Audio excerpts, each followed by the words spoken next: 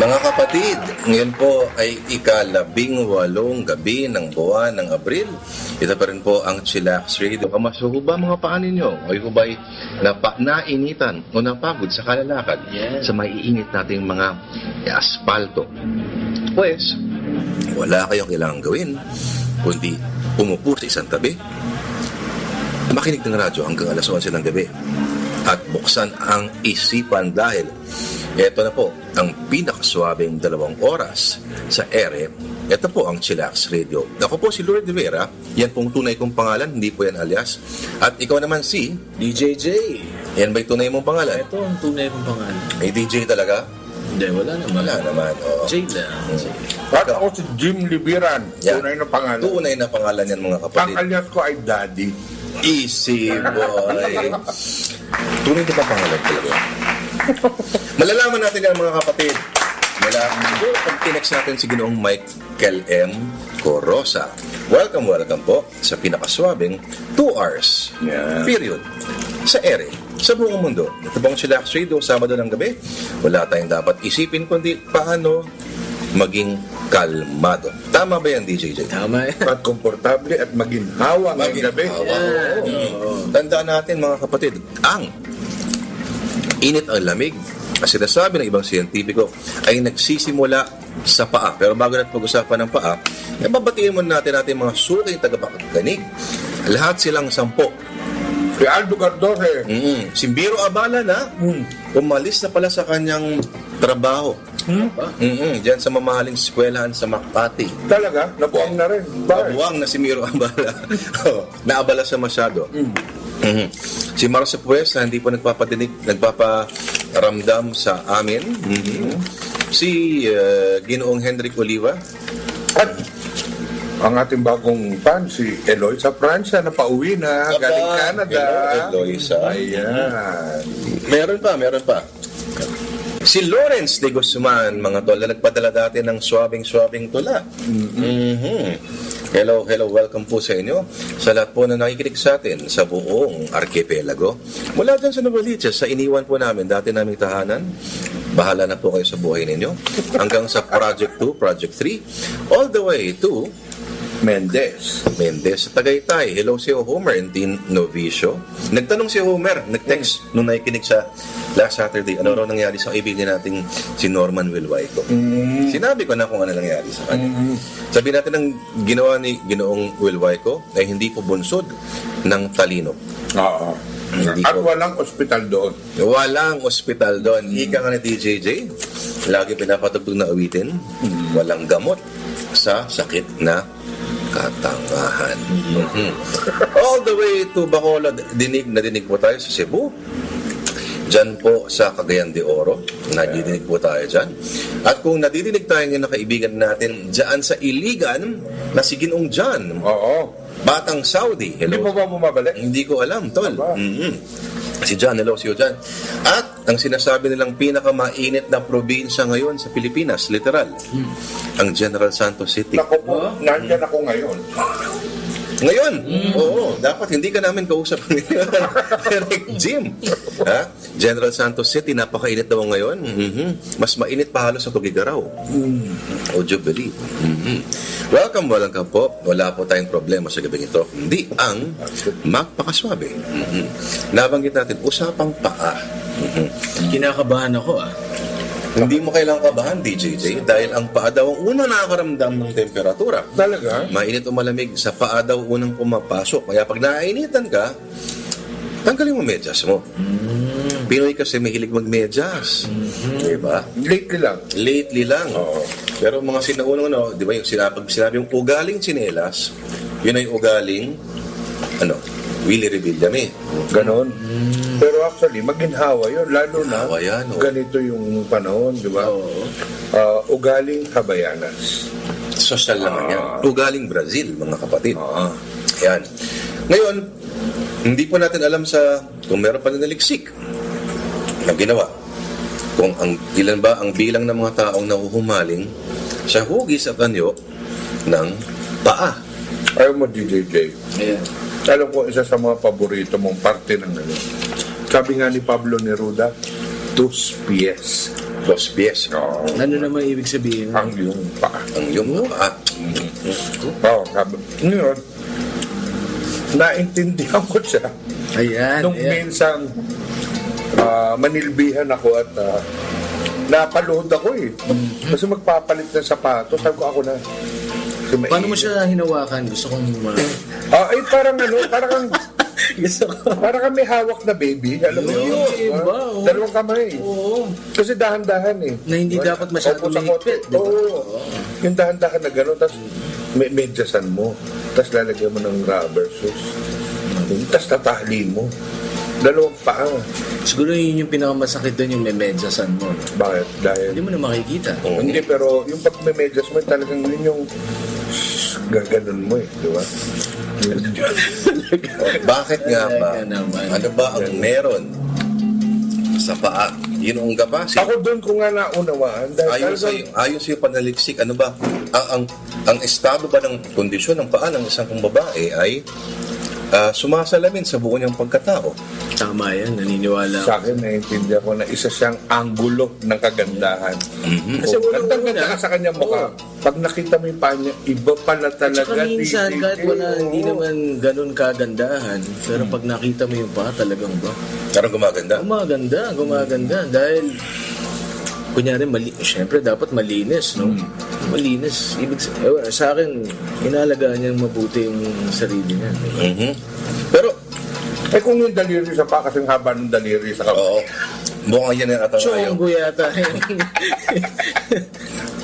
Ayon sa isang paglalarawan ng DJJ, tinanong ko sa kanya, ano ba ang magandang paa para sa'yo? Sabi niya, ang magandang paa raw ay parang bagong gising lamang. Yan. Nagigising lamang nung paa. Yan, oo. Hindi siya... Hindi pagod, yung ugat niya relax pa. Yan. Baka may laway-laway pa yan. Yung bagong gising. Hindi yung sadyang hinugasan, gano'n, di ba?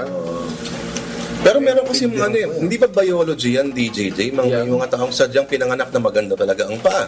Meron naman talaga. Meron Lugi talaga. kami dyan, no? Well, kung pangit, wala tayong magagawa talaga doon, di ba? Pero at least man lang, malinis, di ba? Pero di naman iba yung itsura, di ba? Ako po, pag magpapapedicure, napapatili yung magpapedicure sa akin. Sa latero po kailangan yan. Ikaw ba, DJJ, mismo, sarili mong paa maganda? Yan. Hindi ko masasabi yun. Hindi ko masasabi yun. Pero, Eto, ang mga paaba ng atletang babae. Sabay na amoy-amoy. Tinitignan mo pa. Ang mga paaba ng atletang babae ay may angking kagandahan o dahil sa nature ng trabaho nila ay may abuso bang nangyayari? ito, katulad nito, Nakasilip ka na ba? nakasilip na ako ng Atleta pa. ballerina. Ay, oo. Ayan, ako, bugbog na Ballerina. bugbog yan. Oh. At pinipilit ko siyang intindihin. Okay. Naiintindihan ko naman dahil alam mo yun, parang yung sira-sira ba talaga? Puro, alam mo yun, medyo hindi maganda dahil unang-una, pag nag-i-ensayo sila, nakayapak sila. Palagi. So, gas-gas na gas-gas. Pero may intindihan mo na parang may kwento palagi yung paa niya. May kwento yun. No? ang paa. Ano bang, di ba?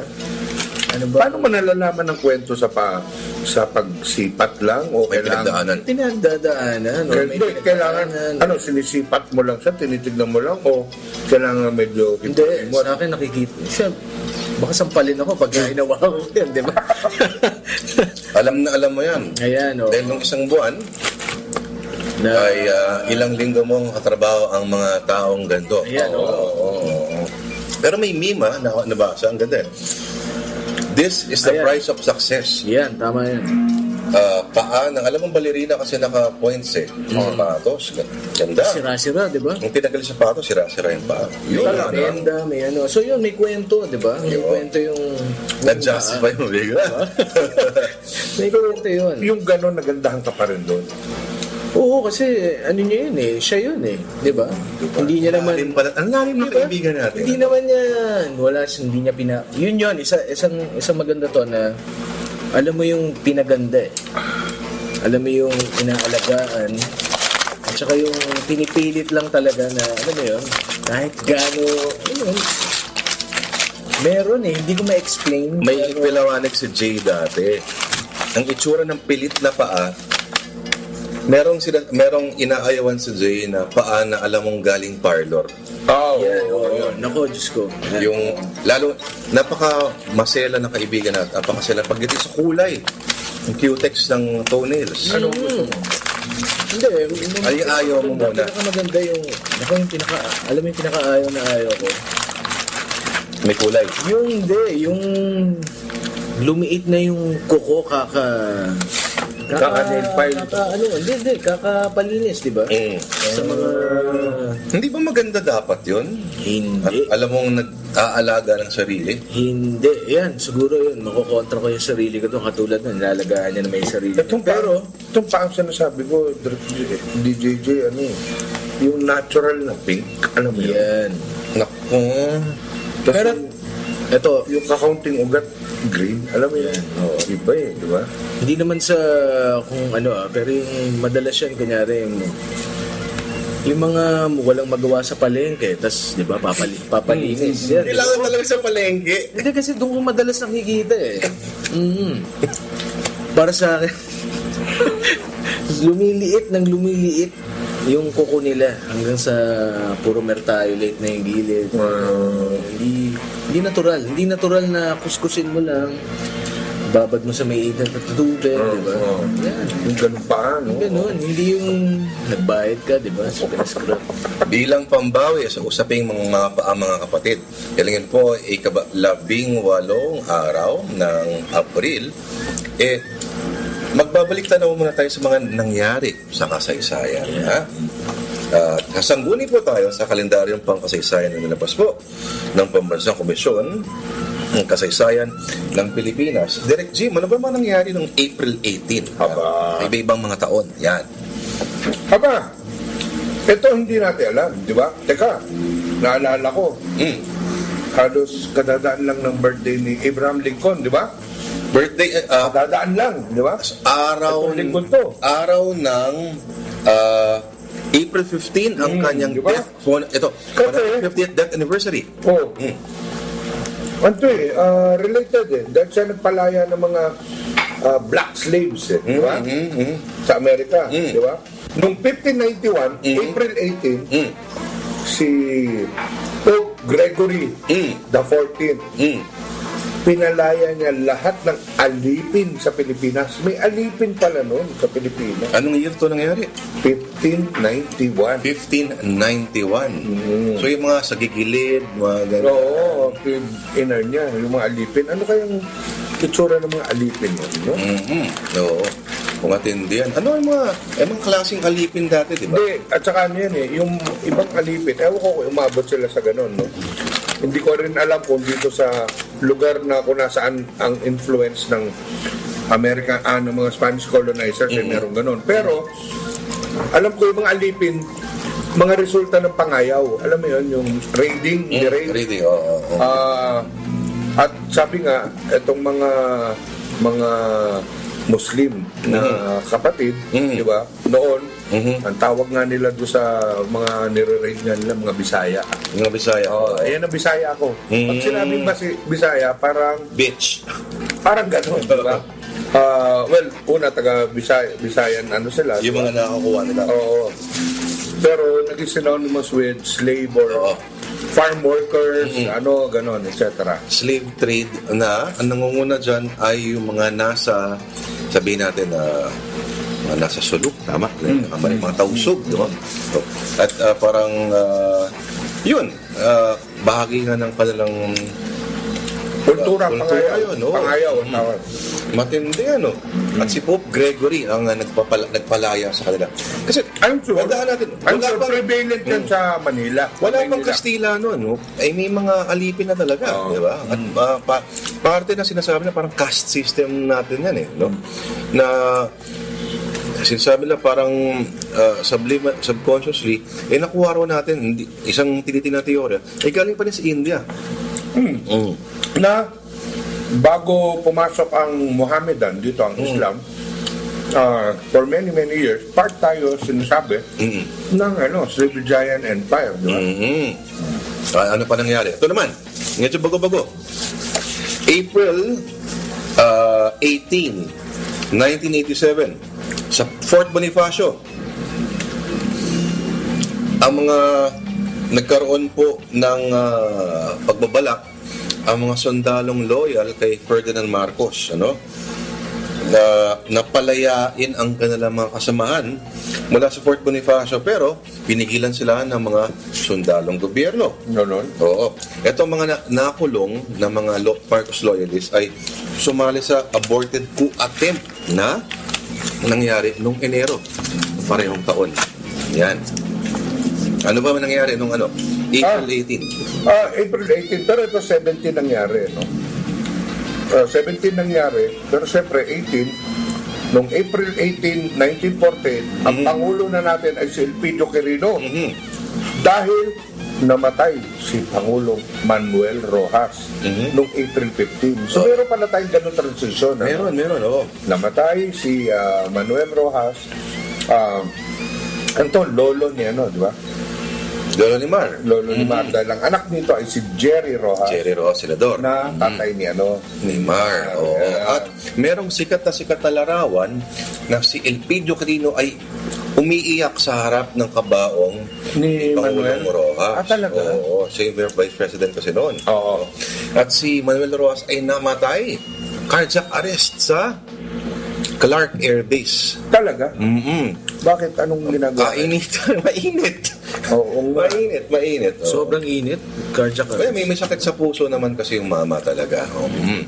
At ang nabanggit natin yung Pangulong si Elpidio Quirino, mga kapatid, ay sabihin natin na naging ang malaking issue, no, nung kanyang kapanahunan, yung termino bilang Pangulo, ay tinatawag na Golden Orinola.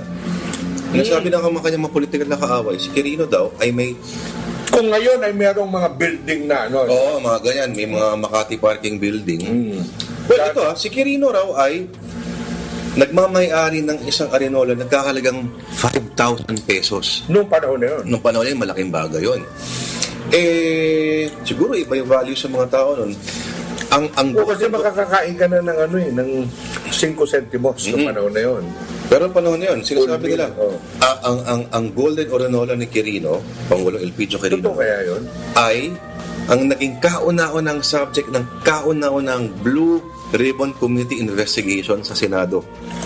So makikita mo, noon pa lang, ang kasaysayan ng mga Blue Ribbon Committee investigations ay talagang may personal, agenda, Siraan. matatawa ka talaga. Inubos nila yung pera ng bayan pag-usap sa Golden Orinola. Arinola. Napatunayan, hindi naman talaga napatunayan na hindi rin daw nakita ang nasabing Orinola. Meron daw Orinola, pero hindi naman ginto. Kasi sinasabi gintura yung Orinola na yun. Pininturahan lang. So noon pa lang, ang black propaganda talaga ay, Diyos ko, talagang ginagawa na talaga. Ito, hindi masyadong, mga medyo nangyari, 88, 92, 97, wala naman masyadong mga, hindi naman ka worthy ng pagbabanggit. April 18. April 18 yan, mga kapatid, sa ating kasaysayan. Pero, kagaya ng sinasabi ng mga Zen Buddhist, para ma-relax, para mapayapa, walang bukas, walang kahapon, meron lang ngayon, ang kasalukuyan. Minsan, ang problema, ang anxiety ay nangyayari. Kung iniisip mo, hindi pa na nangyayari. Yan. Oo, tama. At malamang hindi mangyayari. Malamang hindi nangyayari. At yan lagi ang problema ko. At yan din lagi ang problema ng mga kaibigan nating sumasamba sa aluminum foil. Tawag siya na praning. Diba? Kaya ako, Ano? wala. Sa paan na ako sumasamba. Yan. Kung gano'n naman talaga, Nakaluhod ako habang pinapalitan ko ng medyas. Ganun. Tingin mo ba, yun ang pinakamagandang paang nakita mo? Ang pumapangalawa lang sa paan ng lolo ko. Yan. Oo. Lolo mo, ha? Lolo mo talaga. Hindi lola, lolo. Lolo. Sobrang linis ng paan ng lolo ko. Okay. Nagbabalik pa rin mga kapatid ang Chillax Radio. At sana po'y naibigan ninyo ang mga pinutugtog ni DJJ. Pero, Lord, painit na ng painit. Painit na ng painit. Paliwanag mo naman sa amin yan. Ayan, di ba? Mga sound effects yan. Yan, sound effects po natin yan mga. At nagdadagdag sa init natin yan. Yan, iinit talaga ulo mo. Ito kagagaling ko lang sa Pangasinan nung isang linggo. Yung pag nag-urbanize talaga ang isang probinsya, ginagaya Maynila. So yung dating lugar na ang daming puno, ang daming nagiging semento, natutuyo yung ginagawa subdivision. Hindi ba nila alam na sobrang init? Grabe, sobrang init. Tapos kakaunti lang yung yung mga mall, yung mga Lalo na sa lugar na gaya ng Pangasinan, medyo yung mga flat areas talaga na grabe. Try ko imagine Cagayan, Isabela, gaano kainit mo. At kaya nagbabaha. Ganon. Wala man puntahan ng tubig. Ang problema ng mga ganon lugar, kagaya nun, halimbawa, sa hotel namin, pag nag-shower ka, maalat yung tubig. Alam mo yun, Maalat, ha? hindi ayos yung water facilities. Diba? Nag-urbanize ng hindi handa. Hindi handa, oo. Nako. And yet, lang sila, parang 2 hours away from yung malaking dam. 2 hours Teka away muna. sila. Ang balita ko rin ngayon, napakabilis ang puntahan ng Pangasinan. Gano'n ko yan. T-Flex, ang dulo ng Grabe. T-Flex ay Urdaneta. So kung pupunta ka ng Manawag, di ba? Talagang ang biyahe mo lang ay parang 3 oras nasa Urdaneta ka na. Dati. 5? Hindi, 4 yan. Kasi mula Pangasinan, 1 oras papuntang Baguio na di ba? Yun At ang So ang ginawa pa nga namin, galing Dagupan, akit kami ng Baguio na 1 oras at kalahati na lang. Baba kami, di ba? So, 1 oras kalahati, tapos yung T-Flex, ang bilis. Ang andyan, kung nasanay kang tawag doon, tinatutulog ka sa loob ng kotse. Ano yung bagong word doon? May bagong word. Ay, hindi ko alam yan. Tutulog ka sa loob ng kotse. Ngayon mabibitin ka na dahil ang bilis Ayun. At kung sanay ka sa Baguio, parang kalkulada na ng katawan mo, okay, hindi pa ang gigising nasa pa. Kahit yung mga bus. Nangyari sa akin yan. Dahil alam ko, mga ilang... Namimiss ko tuloy yung mga stopover na yung mga karinderya Dalawa yan. sa gitna ng Ang naging epekto nga lang, parang yung Route 66, di ba? Namamatay yung mga kainan. So, parang pag may time ka rin lang, supportahan mo yung yung mga bilihan ng mga isda sa kanto, sa Pangasinan, di ba? Yung mga daing, yung mga gano'n. Yun, mawawala yun. Okay. So, may mga nilagpasan siya ng mga... Kasi, kunyari, yung pupunta ka ng Baguio nun, imposible na hindi ka titigil ng Tarlac. Yan, diba? Tama yan. At lalo na pag madaling araw ang biyahe mo, yung mga malalamig na hotdog, papatulan mo. Yan, di ba? Yung pagpauwi ka, Tarlac din ang hinto mo. Tarlac din. Yung isdaan na, yung kainan doon na... Yung may mga malalaking rebulto. Kung saan ka pwede magbasag ng Taksapo. Yan. Taksapo. Taksapo. Taksapo. Yun ang hinahanap ko nung biyahe ako. Gising na lang ako, parang sobrang bilis nito. Pero yung taksyapo, mabababaan mo lang yun kapag pag may private car ka. Kasi hindi siya titigil doon eh. At nakakain ako doon. Nakakain na ba kayo? Kakain tayo doon. Nakakain na ba tayo? Sago. Hindi ko maalala. Maganda ang diskarte nila sa tinola doon. Nakalagay sa Kawayan. Kawayan. At ang galing ng lugar kasi ginawa nila yun na parang imposibleng hindi mo siya mapansin. Ito ba yung in the middle of the city? Hindi, in the middle of nowhere. Tapos may mga malalaki siyang, napupunta dyan? may mga malalaki mga statwa. Aba, ganyan. hindi ko ba napupunta? May fish pond sa loob na pwede kang mangisda. May ano doon, may Buddha na malaki. Oh. At may ano doon, may laro. Oh, yung taksyapo nga. Hindi, meron pa. Yung kukuha ka ng isda. Kahit may parang fish pond sila doon. Tapos may maliit, makitid na tulay. Oo, yun. Na yung parang dapat hindi ka madudulas. Ayan, sprayan ka ng mga tubig. Oy, bagong lahat, munti ko na naman makalimutan. Nangako ako last week na babatiin ko siya. Si Lester Peñones, ang Aba? kaibigan, masugid na nakikinig sa atin. Ha? Lester, kamusta ka na, pare ko? Pasensya ka na. Hindi ko yun nababati ng tatay mo pag nakikinig ng Chillax Radio. At si Vincent Eviota, kaibigan natin, taga Surigao, na nakikinig sa atin at nag-aaya ngayong Mayo sa tinatawag nilang surfing competition sa Siargao ng mga kababaihan. Yun ang May 22 raw. Sabi ng kaibigan natin, DJJ. Kaya po mga kapatid, ano bang alaala ninyo sa pag-akyat sa Baguio? Meron pa doon, gusto ko mga abutan nga nun, Damortis. May trend daw hanggang Damortis. Hanggang Damortis. Pangasinan. Ibig sabihin, magte-trend ka mula Maynila hanggang Pangasinan para makaakyat ng Baguio. Ibig sabihin, di ba? Wala nang ganun ngayon. Sana binalik yun. So para kang kung sanay ka na pupunta sa South, yung Star Highway, medyo ganun na. Ako medyo nalungkot ako. Nakakalungkot dahil dire-diretso, mag-inawa ko ikaw yung driver, at saka sa akin kasi mali, ang philosophy ko ng biyahe ay hindi yung destinasyon yung journey. Mismong biyahe ang parang buhay, di ba? Parang bago ka umantong sa huling hantungan mo, di ba? Ni-enjoy mo yung dinadaanan mo. Tama. Di ba yung makakatulog ka pag dilat mo, nandun ka pa rin, tapos di ba yung mga stopover sa mga gasolinahan o sa mga grocery. Yeah. Balot at lugaw lang ang katapat nun. Yan, mga ganyan. Pag gabi, di ba? Tsaka yung tupig na malamig. Tubig. Malamig na yung tupig yung gabi. Dapat ba hindi malamig yun? Mainit yun at sarap ng tupig pag bagong init. Ang bango pa nun pag niluluto ko Teka, dito sa yung tubig. Parang suman. Parang suman na malagkit na nakabalot sa dahon ng na pag ginano mo nadudurog yung dahon ng saging dahil, di ba? Dahil tostado na. Yan, Alam mo, tama ka dyan. Sa akin rin. Well, saka pag pauwi, yun ang gusto ko talaga kahit whether nagbabiyahe ako ng east, etong Pakil-Pangil, Paete, yung bayan-bayan inihinto mo. Sa Lumban, bibili ka titingin ka ng gusot mga barong. Gusot mayaman. Sa Liliw, titignan mo yung malapit na Palan, Chinelas Festival, Tapos sa Paete, kahit tignan mo lang yung mga, hindi ka naman bibili, titignan mo lang yung mga yung mga inukit nila. Sa Pakil, yung meron silang ron yung stainless steel na mga ng mga lutuan. Diba? Yun lang. Ang Pakil? Pakil-Pangil yung lugar na yun, no? Oo.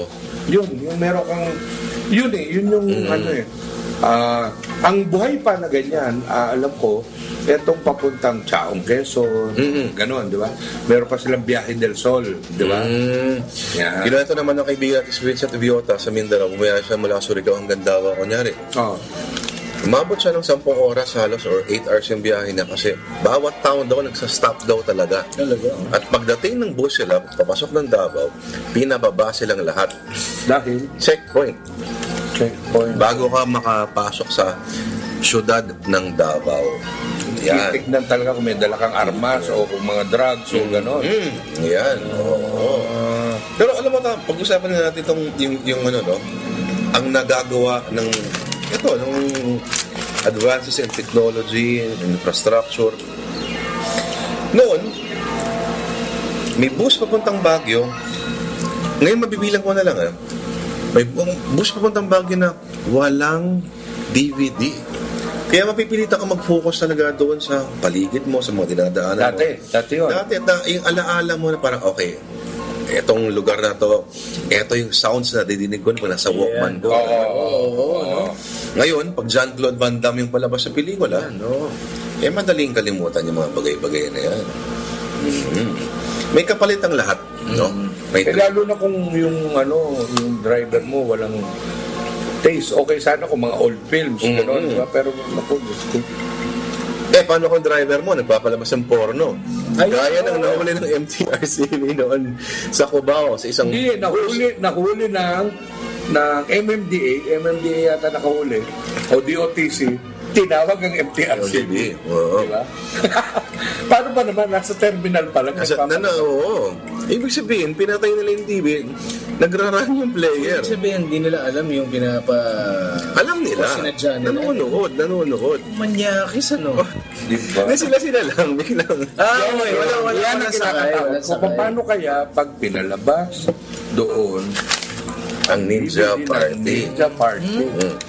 Pues, R18 yun, pwede naman. tatawagin na yan na Bastos. Ay, galing. Kung hindi yun, Bangbas. Ito, ala. Lalapakan. Kaya mga tol, paano ba kayo nagpapalamig? Pag mainit, ang habi pa nila, medyo magtatagal itong dry spell natin dahil mayroong mild El Nino Ay, nangyayari. Alam mo, pinakamaganda pa rin mag-spray ka sa mukha talaga ng tubig. Air dry, ang tawag. Air dry. May ganyan, pero mamahalin. Evian. Talaga? I-spray sa mukha? Oh, tubig lang yun, ha? Di ba, iniinom lang yun? Meron silang spray na Aba. ginagamit yan. Kunyari, freshen up ka. Ano namang special doon? Wala, tubig galing sa Switzerland. Ano yan? Wow, Galing sa Swiss Alps. Nako. Uy, naalala ko bigla yung nasa Switzerland Alam tayo. ko, ano? Sa bansang Geneva. Nakapunta ka rin yun, Oo, dalawang beses Para sa akin, yun lang ang tubig. Tatlong beses Nila ang bumuhay lang sa akin doon. Tatlong beses na ako Ang pinakamaganda ron yung panahon ng Montreux. Montreux, Oo, talagang... yung Jazz Festival. Oo, yung huling-huling train na papuntang Montreux, yun daw pinakamasaya. Oh, Dahil yung ibang musician daw, tumutugtog na doon pa lang sa train. ang ganda. Ganon. Kung gano'n namang klaseng train na sasakyan mo, talagang... Oo. Oo, di ba, no? Hindi gaya ng train na sakyan natin mula Yeah. Zurich. Dahil Zurich Airport kami. Gitna kayo, hindi kayo nag-skip. Ay, ano? Hindi pa ba maganda yun? Hindi pa ba... Maganda pero nakakatakot. Kasi mga Aleman talaga, mga tao ro sa Zurich. Oo. At ang chismis sa Zurich, alas 10 pa lang ng gabi, kung nasa apartment ka, bawal mag-flash. Kasi maingay. Maingay. Totoo yan. Kasi In fact, yung tren na sinakyan natin, DJJ, bawal makipag-usap doon. Bawal magsalita. Kung gusto mo makipag-usap, doon ka sa taas. Oo nga, no? Double deck nga yun, ano? Double deck yun. Ganun ka dahil talaga. matutulog sila. Ganon. O, hindi Tutulog sila. Usap yung sila. privacy Kaya pala nila. sama ng tingin sa atin. Kala So, ko okay dahil sa lang, kulay din, na okay natin. lang din pala na matulog. Okay na matulog. Oo. Dahil ako, hindi ko napigilan yung sarili ko. Humilata talaga ako dun Pero ang pinakamaganda ron, habang paggising mo, parang postcard yung nakikita mo. Oo, eh. Yung, ewan ko kung inabot ninyo, meron ako inabutan doon na papuntang Vevey, kung nasaan ang ating si Freddie Mercury nakaturo sa Vevey. May revolto siya doon. May revolto sa ron. Puro tulips. Nako. Grabe. May larawan kaming ganyan sa isang malaking field na Ayan. punong-puno ng sunflowers. Yan. Sa malayo pa lang tuwang-tuwa kami. Pa-picture tayo mo! Hindi ba sa UP lang yan tayo nagpa-picture? Tuwang-tuwa kami. So malayo. Nag-bike kami sa Geneva. Oo, Geneva nag-bike countryside. Ang ganda-ganda. Ganda. Pagbaba namin sa sunflower field, puro insekto at sakit-sakit sa katawan. Tusok-tusok ka. At saka walang ano. Teka, ba't nagpunta kayo ron? Anong meron doon? Tumugtog kami. Ang sarap. Naimbitahan kami ng Focus on the Global South. Yeah. Dahil ang Ni Walden Bello. dahil ang Geneva, andun ang Nila headquarters ng World Trade Organization. Oo, WT. Umatanda ko dati doon Oo. sa loob. At ang, siyempre, kami nila, Ginoong Direk R.E. Rivera, nagplano pa kami Naggagawa kami ng music video dahil nasa Switzerland kami. Gagawa kami ng video ng mga Beatles na sa babatuhan ng snow.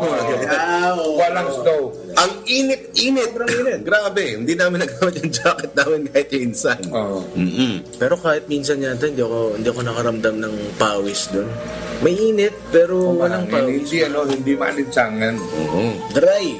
So, summer kayo nandoon. Mga Agosto ata yan, ano? Tama ba, DJ? Agosto yun. Nakunukan ng init talaga. Nandun ako ng spring. Nako. Sumama pa ako sa May 1 rally. Oh, Ang sarap. Pagkatapos ng May 1 rally, dire-diretso sa isang plaza, inuman. Nakakalat ang mga beer. galing, ano? Mabuhay ang uring maggagawa talaga. Pero tuwan-tuwa kami sa Geneva dahil Napakaganda. may mga bagay na hindi nasasaad sa pinagbabawal ng batas na nagawa ng ibang mga kaibigan natin na hindi na lang pinapansin.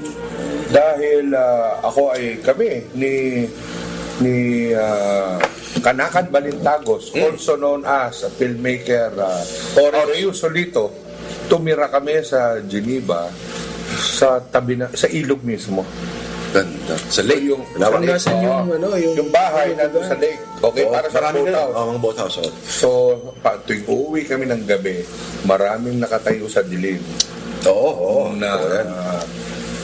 Alam mo na, di ba? Ayan. Hindi sex ang binibenta nila. So, mga illegal na bagay na mga chemistry set. Yan. Tuturuan ka ng chemistry.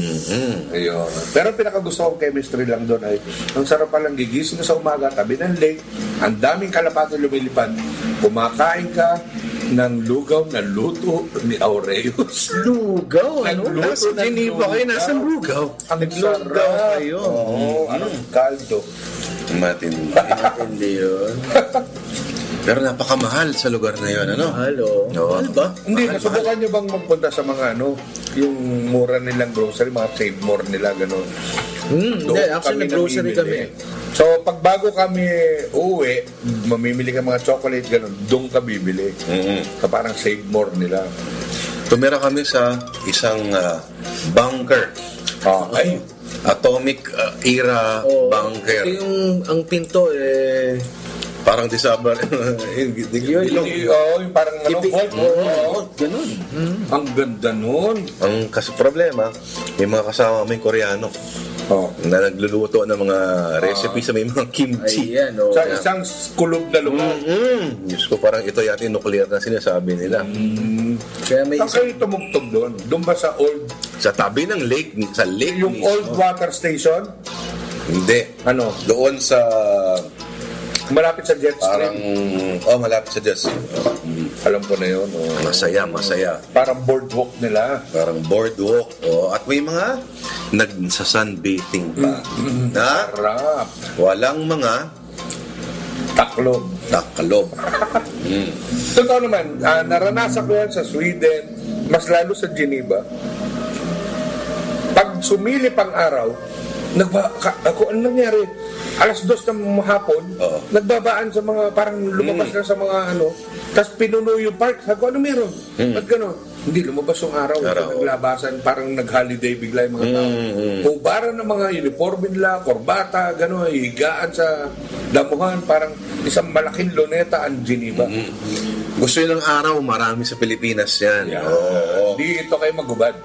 Ayun, pinabasa ko aklat kay incidentally Direct Jim, pangalan niya, Why Nations Fail. Okay. Nino? Dalawang MIT professors na mga ekonomista.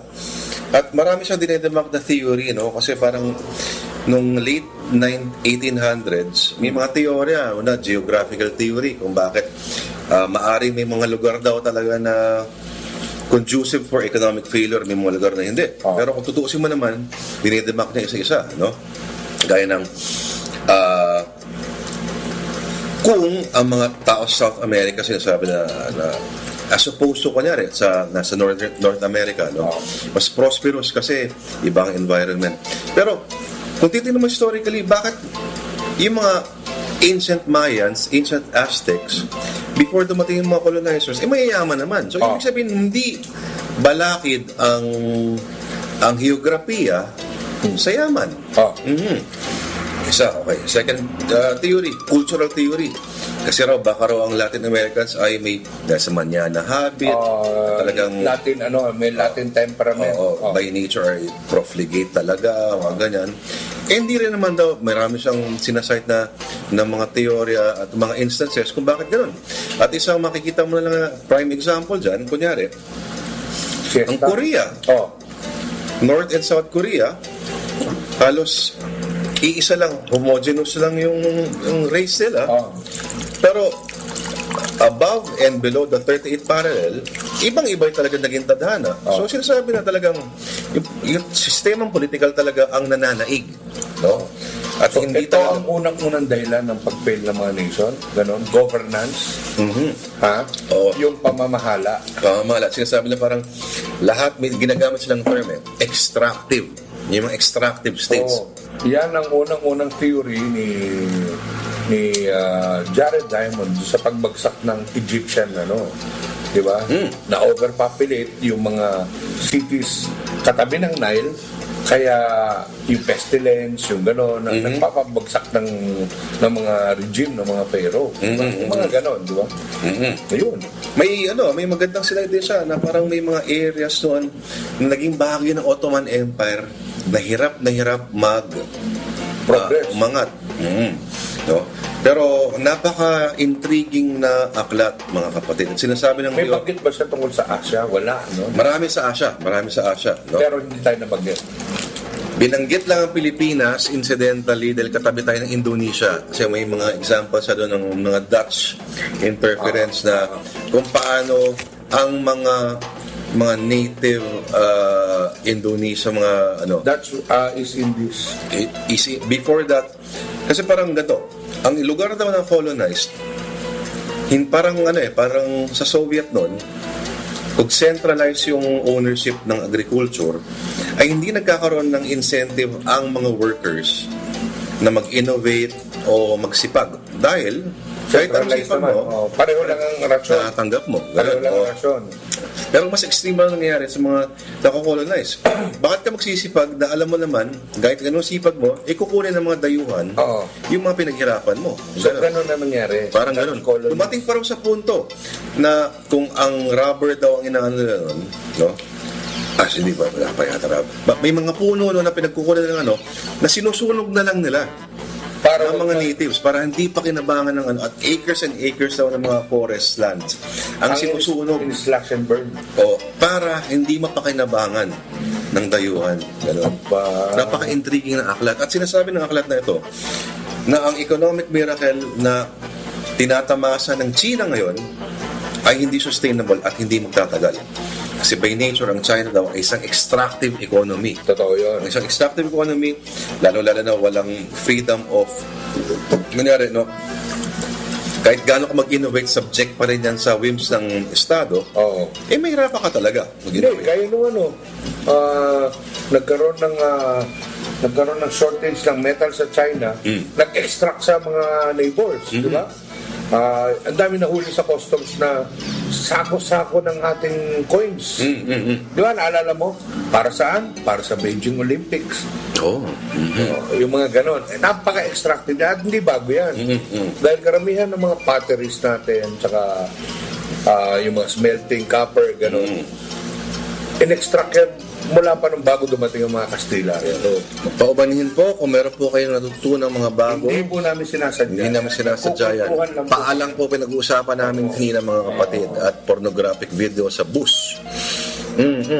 At sa teorya din sa aklat yan, maari na itong mga bansang sinasabi ng Inglaterra at Netherlands ang dalawa sa mga pinakaunang mga bansa na tinamaan ng tinatawag natin yung Industrial Revolution.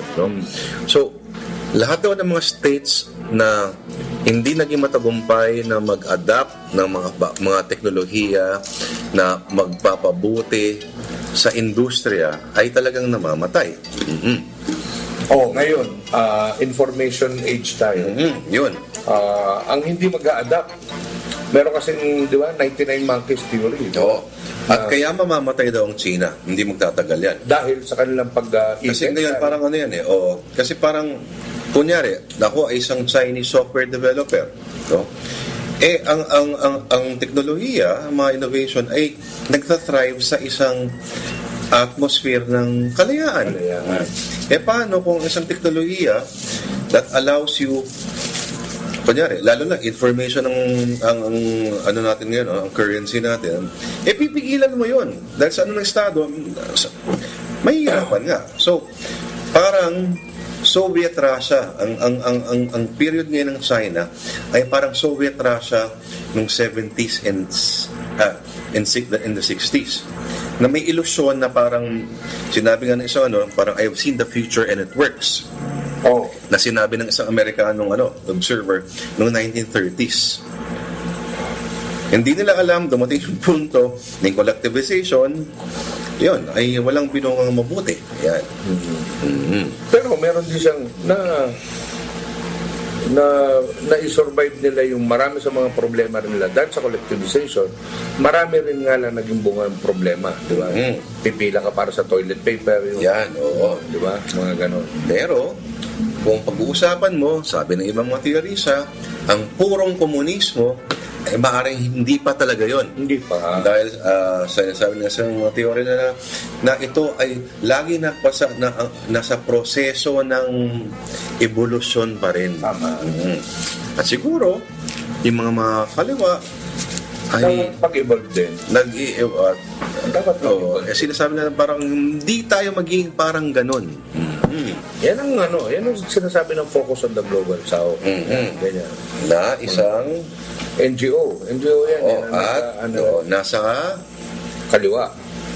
Ngunit ultimo sa loob ng kaliwa, nandun sila sa, sabihin natin na dalawa yan, di ba? May Ramon Ahis, may Ramon Jacinto, at merong R.A. Rivera. Yan. Gano'n ba yun? Oo, di ba?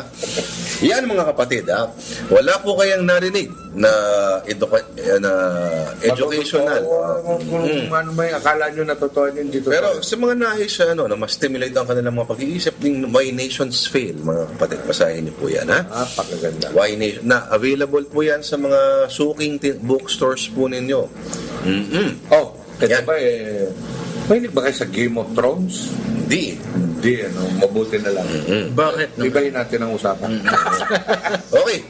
Nagbabalik po ang Chillax Radio, mga tol, at pinag-uusapan po natin ang kasi Iba pala yun ang sinasabi ko kasi sa may Tarlac City na pakitweet naman, tama ba? Yung isdaan, parang gano'n eh. Yun, di ba yun? Yung pangalan highway siya. Yun. Tagsyapo. Yung parang nasa boardwalk ka na. May mga Kala mo resort. May mga pavilion. Yun. Mismo. Yung isdaan, tama. Pala yun. Yung may malalaking yung merong tatlong malaking giant monkeys na yun. Yan, mismo. Yun. Okay.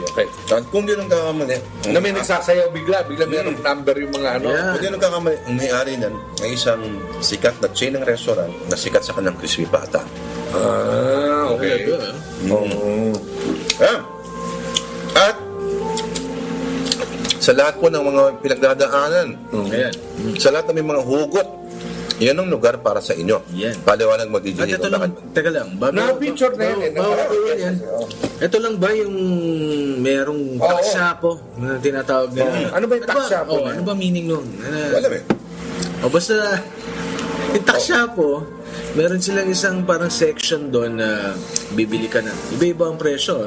Iba ang presyo ng plato, iba ang presyo ng tasa, iba ang presyo ng baso, ganyan. So, mamili ka, tapos meron silang parang section doon, space. Ang galing may mga nakadrawing na, Bienan. Para sa biyanan mo, para sa boss mo, yan. Doon mo ibabato lahat yun. Ibabato mo? Ibabato mo. Sa dingding. Sinubukan nyo ba yun? At sisigaw ka talaga ng taksyapo.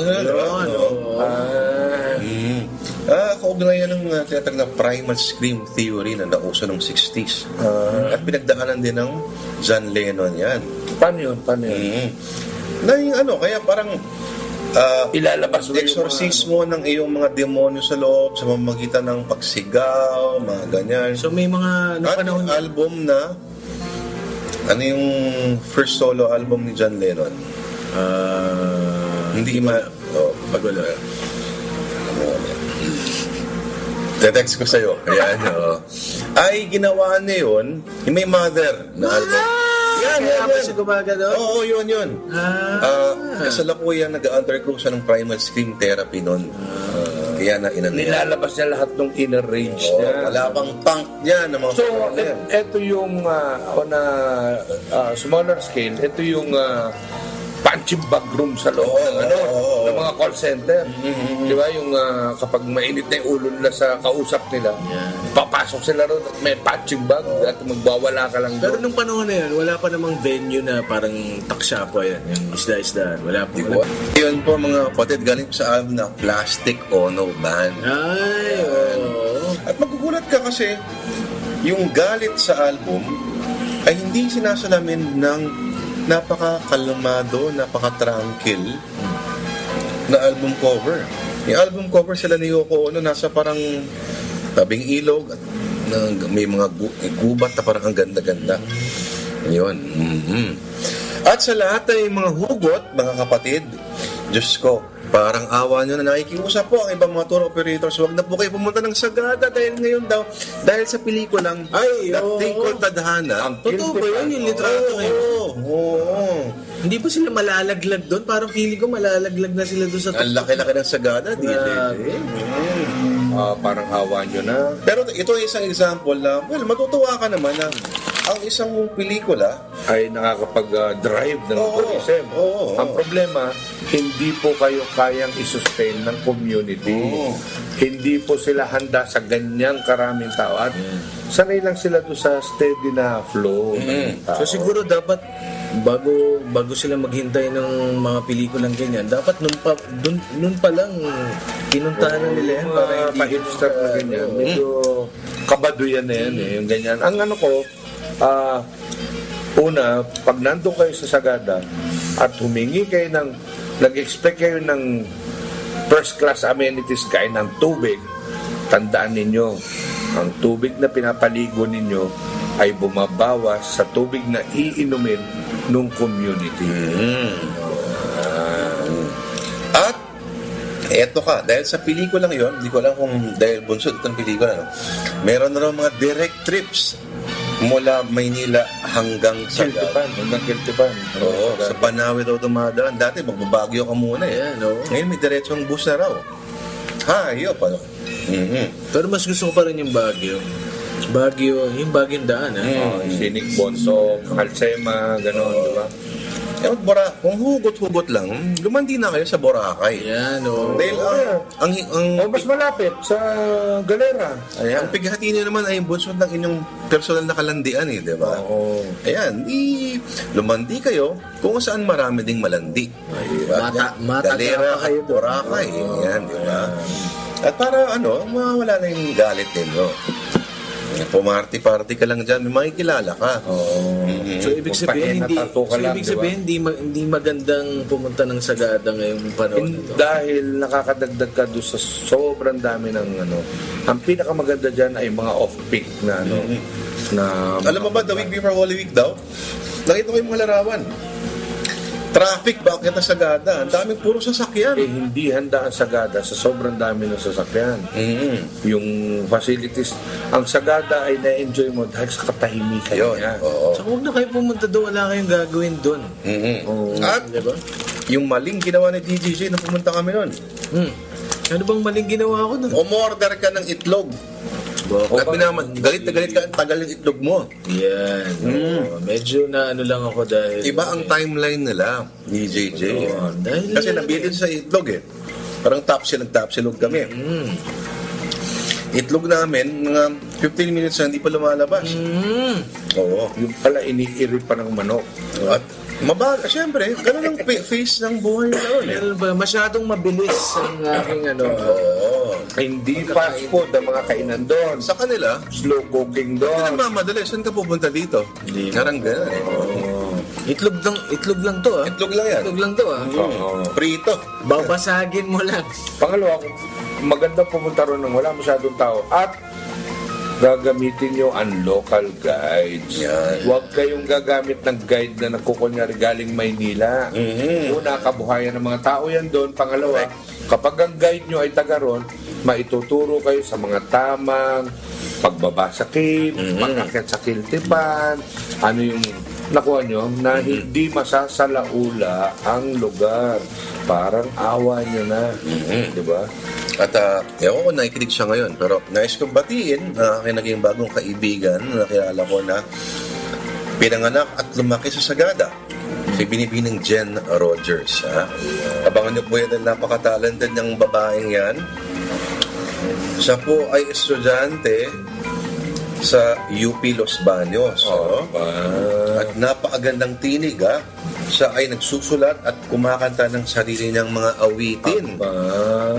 Si Dapat Jen ma-invite Rogers. sa Maginhawa Arts Fest, ano? Oo, no? Kailan ba to? Na ilulunsad yung bagong punk band, di ba? Na hindi alam ng... Ito ang itsura ni Binibining Jen Rogers. Aba! Lumaki siya doon. Oo, half American siya. Tapos yung nanay niya, taga doon. Ang ganda ng ngiti ni Lord Dio. Naman, kasi magaling siya, maganda yung boses niya.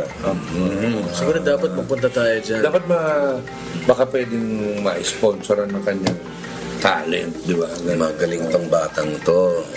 Tinanong ko siya, so paano Nakita mo ba ang paa? ano ang pakiramdam? Hindi ko nakita pa. Pakiramdam lumalaki sa Sagada. Paano kayo gumigimay, kunyari, ng mga kaibigan mo? Well, doon lang kami, kunyari. May gitara kami. Sa sangkin, ano Oh, na. may gitara kami. Doon lang kami sa tabi ng ilog. Yan, di ba? Diba? Di ba? Kung ibang mga bata ay sa Starbucks, kami, tabi kami ng ilog. Ganyan. Sa Arakama, sa Republic. Diba? Yan. Napakagandang binibini. Napakaganda talaga. Miss Jen Rogers. Maganda, nandito ba siya sa Maynila? Nasa UPLB siya. Aba, kung nakikinig si Miss Jen Rogers, niimbita ka namin dito sa aming program. Yan. Daddy! So, Daddy, oh. Daddy. Chillax trade ang mga tol. Meron ba kayong nakain o nalaman itong linggong to na karapat-dapat natin pag-usapan at mamahagi sa ating mga nakikinig? Nakain. Ano ba? Walang special. Kung nakikinig siya ngayon, nais kong pasalamatan si Nanay Christy Fermin. Para sa isa Mami, sa mga pinakamasarap na adobong nalagay ko sa bunganga ko. Bakit ganon? Tuyo na maraming bawang DJJ. Mami Christy, baka pwede ka namang mag-post ng lunch para sa amin. Nako, bumibiro sa Nanay Christy ng ganyan. Oo, dahil Tuyo na sama puro, na si BM, di puro ba? mantika. Oo. Mantika. Pero yung mantika, lasang bawang. Iyan talaga yun, ano? Ay, yung Ang talaga. sarap nun. Yan ang papataas sa tuloy ko.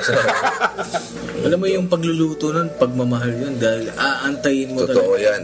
Slow cook talaga yan. Aantayin. Walang adobong masarap na minadali. Na puro toyo. Naku.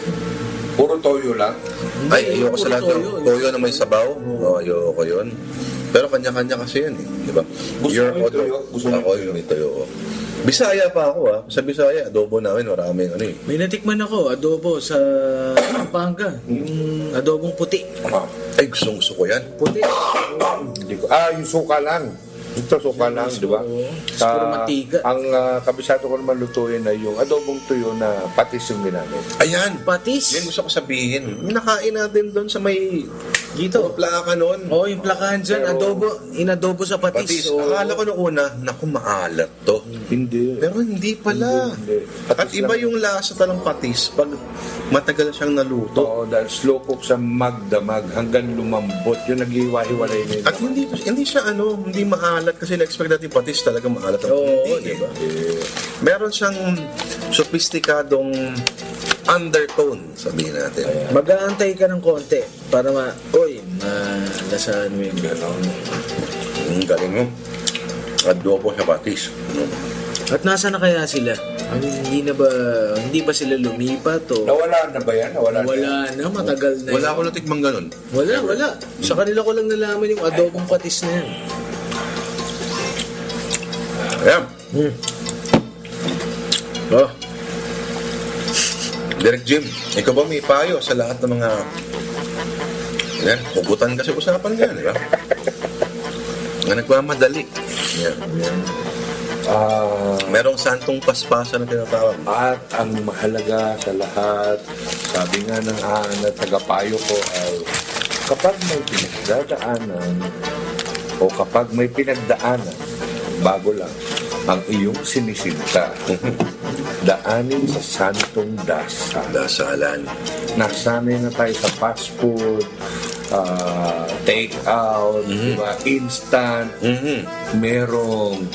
Meron ding natatagong bertud ang bagal, ang tiyaga, ang pag-iintay. Yan. Isa sa mga qualities, pag-uugali na nawawala sa atin. Ganun. okay din siguro kung kasama mo na siya sa dasal. Laging Sabay kayo. Oo. Ganun na nga. Kumbaga, ang ginagawa ko. Alam mo ba yun? Yun. Ay, minabati ko pala ang mga taga Barangay 105 sa Tondo. Yan po sa Aroma Compound. Hello po sa inyo, ha? Bakit? ito ba yung... Ito yung Happy Land. Katabi ng Happy Land. Nag-shoot kami dyan. Ano ba yun? Oo. Kaya aroma dahil ang aroma ay uma-aura talaga. Yan. Diyan Across, yung ano lang nilinis yan? yung mga plastic tsaka mga ano. Tama. Kanina. Nung Miyerkules, hindi plastic inabutan ko nililinis. Ang papel. Papel? Oo, Hindi sa papel. Isa-isa. Paano yun? Papel. Paano yun? Kunyari, Yung mga lukot na papel na tinapos. ganito. Isa-isa yan. Ganun rin. Diretso nila. Tapos, Pag may kulay dilaw, tapon. Tatanggalin ng bagay may dilaw, tapon. Matindi. Ano yun? Recycle? Recycle yan. Hello po sa inyo at sana po anong ginawa mo? Anong ginawa mo? Nag-shoot po kami ng isang episode para sa Kaya. Ay, abangan niyo po. Sa Kaya, April 25. Tukol po sa pagbabasa sa Pilipinas. Meron Kasi may ba na- kaisa-isang library. Oh, Public library. andyan. Merong Gawad Kalinga community dyan. Hindi ko alam kung nasuportahan pa ng Gawad Kalinga. Pero si June Sabayton, doon sa pelikula ko, kunyari dyan nakatira. Okay. Sa Aroma. Galing. Yung aroma ba lugar? Oo, sa tabi ng Happy Land. Ano yun? Dahil nga Aroma. At nais kong batiin po mga Literal. kapatid ang nangunguna ng library renewal program na si pangalan niya po mga kapatid ay si Quintin Pastrana Ayan. na nag-aral sa ibang bansa at ngayon ang target niya ay makalikha ng 200 mga silid-aklatan sa buong Pilipinas. Okay. At Na meron silang donasyon ng mga libro. halo-halo doon sa libro at May problema tayo dyan dahil sa customs natin, halimbawa galing sa ibang bansa at donasyon, hinaharang ang mga at puro Pilipinas siya. ini-impose ng tax. Puro Pilipinas siya ngayon at nakakatuwa, nakaka-80 library na siya ngayon. Napakaganda niya. Ang idea kasi niya gawing ang tawag niya community clusters. Yan din ang balak namin ni Lord Rivera. Paghaluin ang aming inipon na libro sa isang library. Pero ang daming logistical concern dahil una, yung lugar dapat sana medyo semi-permanent, di ba? Napakahirap pala maghanap na kasi location, di ba? Pero magaling strategiya nito si Quintin kasi parang ang idea niya either barangay o yung sa munisipyo. Kasi kagandahan daw ng isang magandang naidulot ng kolonyal sistema, Yung centralization. centralization Gitna simbahan, nandiyan yung Reduction, munisipyo. tawag na reduction. Reduction. Reduction. Andyan yung ospital, andyan yung presinto, andyan yung government agencies. Dapat andyan din yung library. No? At, So yung mga hindi nagagamit na espasyo yun, oo. na public spaces, Yun. gagamitin niya. Yun. Ngayon, paano ang ginagawa niya para naman mahikayat yung mga bata na gamitin, basahin yung mga libro? Meron silang reading program, meron silang... Meron. Ate, yung ginawa niya nga sa Aklan. Andun lang, niyaan lang nila. Yung kanilang library ay nasa ibabaw ng presinto. At pag break naman, yung unang-unang mga pupunta rin yung mga polis. Nagbabasa yung mga polis. Una, mga National Geographic. Yan. Later on, nagugulat daw sila na binabasa yung mga romance. Mga romance novel. So, ibig sabihin may hunger talaga for sa probinsya meron yan. Dahil nakita ko yan kahit sa Jensen, sa Nakaka-inspire nga eh. Nakaka-inspire yung gano'n. Parang gusto kong, hindi ka nagulat, parang ganyan lang. Kasi di ba, mga local governments, talagang init na init magpatayan ng mga, kunyari. Lord, proyektoin natin yan. Game. Hanggang 2016, ipon lang tayo. Ha? Proyektoin natin. Imbis na magpatayo ka ng mga walang kamataya, mga basketball court. Hindi, kahit may basketball court, lagyan mo yung kanto ng diba, isang nandun. Kasi nagiging siya, palaruan ng mga, ang basketball court, di naman laging basketball, palaruan ng mga bata, diba? Tambayan. Yung anak ni Silbert, pag kahit may nagbabasketball, doon nagpuputsan. So, nagiging tambayan siya ng mga bata. So, ibig na tumatambay, merong lagyan mo ng... At itong proyekto nga ng ating kaibigan na si Kentin Pastrana, anong nangyari daw, pansin niya, so yung mga library spaces, nagdo-double as social spaces na rin. Kanya, may kinakasal doon ang reception. Ano ba naman yung kunyari? Sa reception na yan, habang inaantay may pansit na dumating, may isang maghahatak ng isang aklat, at for all you know, yung nag-iisang aklat na yun ay babago ng pananaw at sa buhay ng isang tao. Hindi mo alam eh. Talaga diba? Hindi mo alam eh. Alam mo, na-inspire pa rin ako sa kasama sa aming nakapanayam, para sa proyektong sa Dokyo ng Kaya. Ang ating pambansang alagad ng sining na si FC de Jose, hindi ko makalimutan lagi niyang kinikwento na tinuro niya kami sa kanyang probinsya na Rosales sa Pangasinan. Tinuro niya yung isang lugar na yan. Dati merong lamppost dyan. Diyan ako nagbabasa. Dahil mahirap ang ilaw. Bahay namin, wala kaming kuryente. At ubos na lagi gasera namin kasi hindi namin kayo bumili ng gas. So parang sa loob ng ilang oras, ang isang mahirap na bata taga-baryo, parang nasa ibang lugar siya dahil sa isang aklat na binabasa niya sa ilalim ng bose ng ilaw. At dapat nakakapanayam mo si Rio Alma.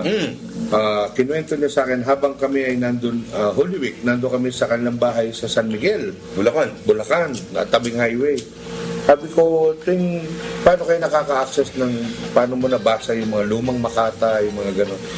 Mula sa Bulacan, or kung saan man siya nagdo-dorm dito sa Maynila, pumupunta siya every Saturday sa National Library. Jeep. Sinusulat kamay niya. Wala Xerox eh.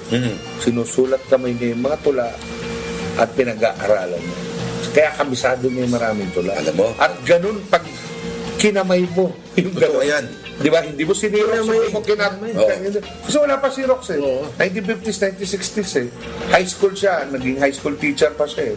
So, sabi ko, iba yung panahon na yun. Pag kinamay mo na gano'n, iba na yun. Ito, nung parang 2 weeks ago, punta ako sa Antigua sa barangay ng Kulasi. Town ng Kulasi. May island doon yung Malalison. Tinamaan sila ng matinding yung huling bagyo na sumira. So sirang-sira yung mga yung tawag dito elementary school nila talagang sirang-sira eh. Ginawa lang nila ng paraan. Yun yung naging parang public toilet ng lahat dun sa island. Yun yung nag-ano. Dun sa, dahil eskwelahan siya, classroom. May CR. Nakita ko parang ang daming comics. Comics. Lumang comics. Mga hiwaga, mga yun. Tapos nandun, parang nagulat ako, yun yung parang pinaka-library yata nila. Na-i-preserve nila yung mga comics. Nandun lahat yun. Ang galing nun. Na kung sino man gustong bumasa. Kasi yung mga tao doon, mga matatanda lumapit na humingi silang donasyon para ipagawa yung eskwelahan tsaka simbahan dahil talagang tinangay eh. So yun, parang walang masyadong tao, mga bata, wala na, masyadong malayo para biyahe. isa lang yata yung nakita kong ano doon, museo sa Antique. Para No, alam mo, minsan kasi sa mga ganung ano, kung may mga, parang mga kwento nila Sunil Jose, ano ganyan. Yung Hindi ka na mag-expect na makakapag-produce ka na sa isang henerasyon na mamabasa. Hindi, pero hindi mo kailangan ng Pero isang may generasyon. isang tao, parang bilang guro, no? Sa isang klase, maka-apekto ka lang ng 2, 3. Hindi, ito, Lord. Okay. Paano ka nagsimula magbasa? Sa bahay pa rin. Bahay, oh. Ako, mahihayin bata ako. Ganun. Tuwing papagalitan ako, nagbabasa akong libro. Doon ako nagtatago, di ba? Hanggang umabot ako sa punto na wala pang book sale noon eh. Pero ang Avenida, yung bawat newsstand dyan, puro mga old books yun. Doon ako nakakabili ng mga Naked Lunch na 20 pesos lang. Nakuha mo na, basta alam mo lang kung ano yung pipick upin mo. At iba pag bawat buklat mo ng isang aklat, isang bagong daigdig yun. Totoo yan. Yan. At hindi pa kunyari library, encyclopedia set lang eh. No? Yeah. Wala na, tinatapon na, di ba? Tapon na lang, Diyos ko. Sa lahat po siguro kasi ngayon, ang point of pride ng isang bahay, Yung may encyclopedia set dati. noon dati, di ba? Ngayon, computer na eh. Computer, malaking TV, ganyan. At ako, minsan, hindi pa sa pag-ano, no? Pero kahit gano'n kaganda yung condominium mo, kahit gano'n kalaki yung mansion mo, wala naman sa nakakalungkot pa na makakita ng malaking bahay na wala kahit isang libro Oo. na sa banyo. Pero nalungkot din ako, Lord, yung natutuhan mo, nung nag-undoy, di ba, na kalahati nung, di ba? Kalahati nung iyong koleksyon, di ba? Kailangan mong paypayan para matuyo.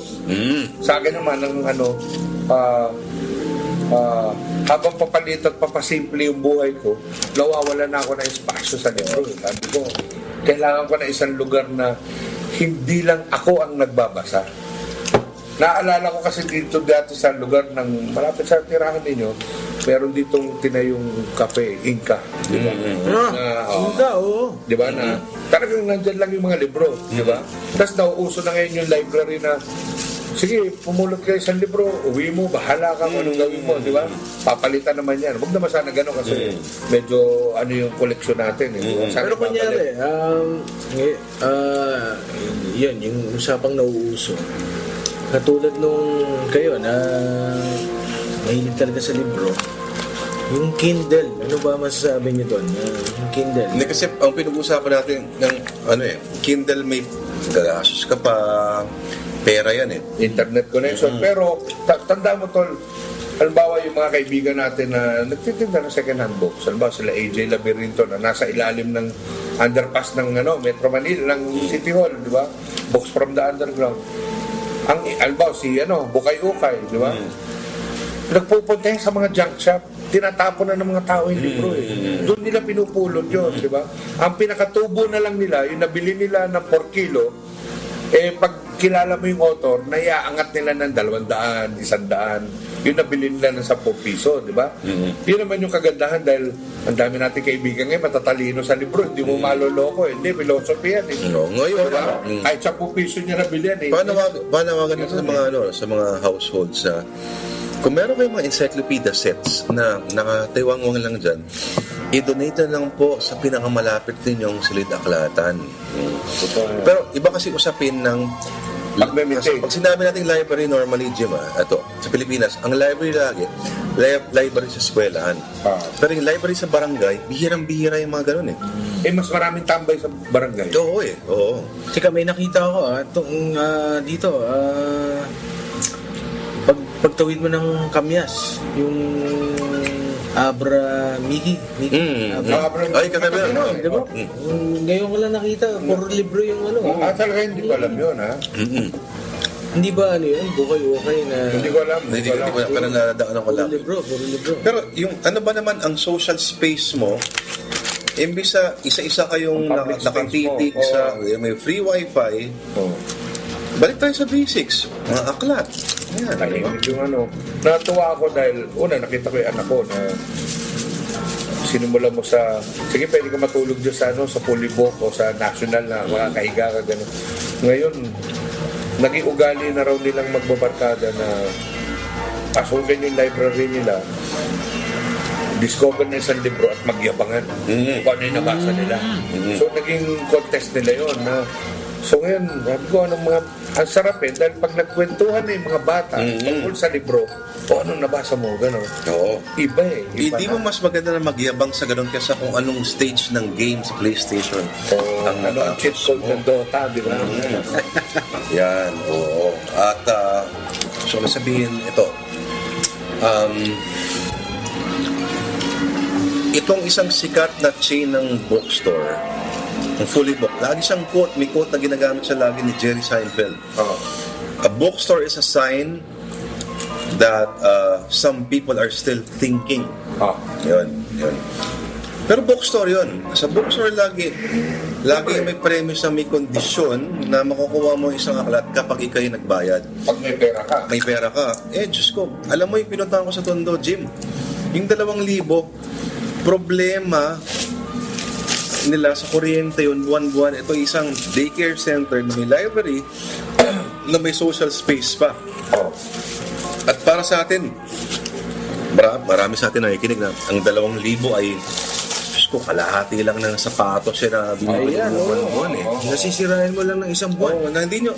Pero para sa maraming tao, ang 2,000 ay matter of Tama yan. great concern na So, ang Barangay Aroma sa Tondo, kung saan yung dinalo ni Lord, dito, yung lahat ng mga tinambak ng Metro Manila, dahil malapit siya sa tambakan ng transfer station yun.